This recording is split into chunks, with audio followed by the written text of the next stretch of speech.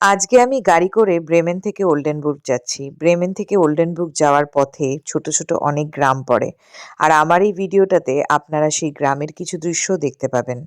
আমি আজকে আপনাদের সাথে কটা কথা শেয়ার করতে চাই। আমাদের দেশে সবসময় বড়রা ছোটদেরকে বুঝিয়ে দেয়, শিখিয়ে দেয় এবং জানিয়ে দেয়। কিন্তু যারা বড় তারা ভুলে যায় যে তাদের বোঝানো, শেখানো এবং দেখানোর মধ্যেও কিছু ভ্রান্ত ধারণা থাকতে পারে।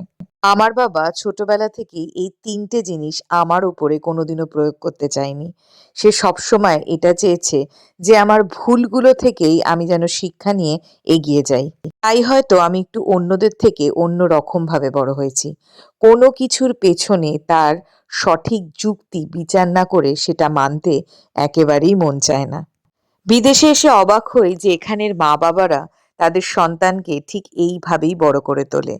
যুগের সাথে তাল মিলিয়ে তাদের বিবেচনা ক্ষমতা যেন সঠিকভাবে বৃদ্ধি পায়। আপনার মানসিকতা যদি আপনি এইভাবে গড়ে তুলতে পারেন, তাহলে একটা জিনিস বুঝতে পারবেন যে আপনার থেকে বয়সে কোনো ব্যক্তি ছোট হলেও সে আপনার থেকে কোনো জিনিস না কোনো জিনিস বেশি জানতেই পারে। আর তার সেই বেশি জানাটাকে আপনি রেসপেক্ট করবেন rather than হিংসা। আমার এক জার্মান বান্ধবীর ছেলের বয়স ১.৫ বছর। তার নাম ফিনিয়ান। তার বুদ্ধিমত্তা, তার কথা বলা দেখেও আমি মাঝে, মাঝে অবাক হয়ে যাই এবং তার বিচক্ষণতাকেও আমি অনেক সময় অনেক প্রায়োরিটি দিই।